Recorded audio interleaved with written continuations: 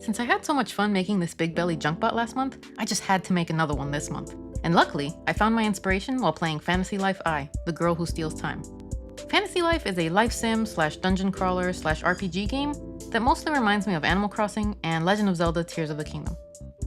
In Fantasy Life, Hagram here is the robot you use to terraform your island, which is something I never actually got around to in my game, and neither is the Hagram I'm making today. Much like me, my custom Hagram has chosen a different profession than she was initially programmed for. More on that later though. Learning from my previous junkbot build, I draped a partial sheet of clay onto my wooden ball mold, and then filled in the gap with a smaller sheet of clay. This led me to a much cleaner semi-sphere than my first junkbot build. Then I added some of Hagram's body detailing in before popping it in the oven. While I clean up Hagram's shell after baking, let's talk about some of my favorite video game robots, starting with Sausage Santa from Runner 3. Sausage Santa is a giant robot Santa Claus who launches sausages at you, which you then have to catch with your sausage grinder gun to shoot back at his face.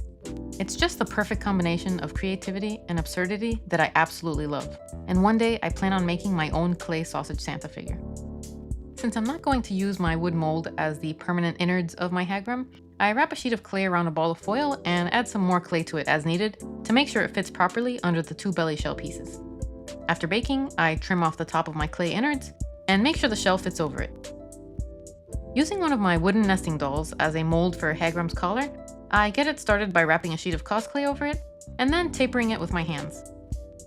But during baking, a huge crack formed in the collar, presumably from me trying to taper it by hand. So I try using my wooden ball mold for my second collar attempt. And that turned out much better. So I penciled in where I want to trim my collar and get started trimming. While I do that, let's talk about another one of my favorite video game robots, Grady, from Aperture Desk Job. Not only is he voiced by one of my favorite comedians, Nate Bargatze, but he's incredible at making the game's tutorial actually fun. And he says things like this. Go on, shoot. You're not gonna die this time. I promise. Go ahead. Look, I guarantee you're not gonna get shot. Unless it ricochets off something. I guess that's still a possibility, so I don't want to say that. You know, that's still on the table. Desk Job is a short but hilariously sweet free PC game that I highly recommend, especially if you like Bargatze's comedy. Now that Hagram's shell and collar are permanently glued to her body, I get started on her head.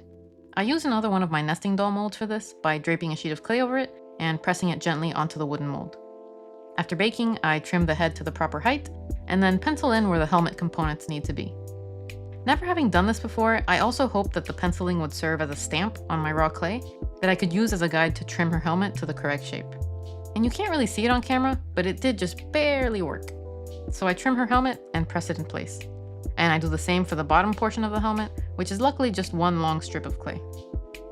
While the helmet bakes, I get started on Hagram's arms, which start out as black cylinders that I mold to shape while checking it against my reference drawing. And lastly, the arms get reinforced with some craft wire before their first baking. While I work on Hagram's bikini area here, it's time for me to share another one of my favorite robots, Claptrap from the Borderlands games. Claptrap's purpose is to be both a guide and tutorial, while providing comic relief amidst all the chaos. One of my favorite things about him is how he likes to act tough, but then immediately crumbles at the sign of any threat or inconvenience, like stairs. I'm just gonna go ahead and cloak now. You can't hear me crying if I cloak.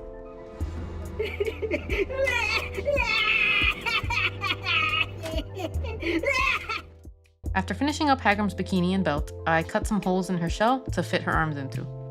They look messy now, but I'll clean them up later when her arms are completely finished. Next, I use my very handy metal circle cutters to make the base of Hagram's legs. One of my favorite things about cosclay, the clay I'm using here, is that it's flexible after baking, so I can make cylinder shapes like this and then remove them from their mold without them breaking. Moving on to Hagram's arms, I finish them off with their decorative rings. I'm assuming they're decorative. I don't actually know if they serve any other purpose, like magnetism or something. Now that Hagram's legs have been baked, trimmed, and attached to her body, it's time to add the remaining details onto them, starting with these cute little knee rings. While I finish up her leg detailing, let's talk about the greatest video game robot of all time, GLaDOS, the antagonist of the Portal series. Unlike silly robots like Claptrap and Grady, GLaDOS' dialogue is full of razor-sharp sarcasm, savage burns, and sinister wit. One of my favorites being this one. Well done. Here come the test results. You are a horrible person. That's what it says. A horrible person. We weren't even testing for that. GLaDOS is funny, partly because you never know if she's about to encourage you or threaten to murder you. She's not just funny, she's terrifying, which makes her one of the most memorable video game villains ever written. Alright, with the last details added to round out Hagram's shoes, it's time for her manicure. I attach Hagram's little grabby claws onto her hands and clean up the claw cuticles with some raw clay and clay glue. Hagram's shoulder pads then get shaped from 2 little balls of cosclay before being fitted to her shoulders. After baking, I detail them with some smaller strips of clay and cinnamon roll swirls. With her delicious shoulder pads completed, it's time to reveal my Hagram's profession. Detective Hagram. She felt like she wanted a more adventurous job than just pushing dirt around all day, so she decided that detective life was perfect for her, and she can't wait to solve her first mystery. For her collar glyphs, I was debating if I should just paint them in at the end or carve them in, since carving them is a much scarier and more permanent solution. But I decided it would look cooler if they were carved, so I went for it. With all of our sculpting work completed, it's time for our snack break. Today I wanted to create my own, smaller version of those McDonald's snack wraps I keep hearing about. So here it is.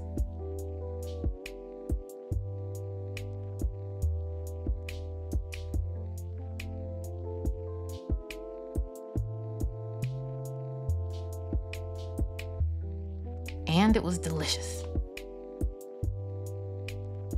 After eating 3 of those, I dive right into our painting phase, starting with a layer of dark bronze acrylic paint, followed by progressively lighter dry brushings of bronzish and then goldish acrylic paints. Hagram's stone collar and shoulder pads get a layer of grayish creamish acrylic paint, as well as a light gray dry brushing. And now for my favorite step, bathing her in some watered down brown acrylic paint. The reason I love this step so much is that it really helps emphasize all of the line detailing in the sculpt. And here's our Hagram, looking gorgeous already, after drying overnight. Now it's time for one of our scarier steps, painting the black components. The further along we go in painting, the scarier it is, because of the fear of how many touch-ups would be needed to correct the mistake. But luckily, it all went pretty smoothly. My daughter said Hagram's hat here would look better with a little gold detailing, so let's add that now. Thank you, honey, it's perfect. Now for our final and most precarious step, painting on Hagram's eyes. I use my ballpoint tool for most of the paintwork here, and then do some remaining touch-ups with a fine brush. I'm honestly not sure how I managed that one with how shaky I thought my hands would be, but it turned out pretty good. Lastly, to give our robot a nice shiny finish, I varnish her metal components using some Mod Podge. With her varnish dried, our detective is finally ready for her first adventure.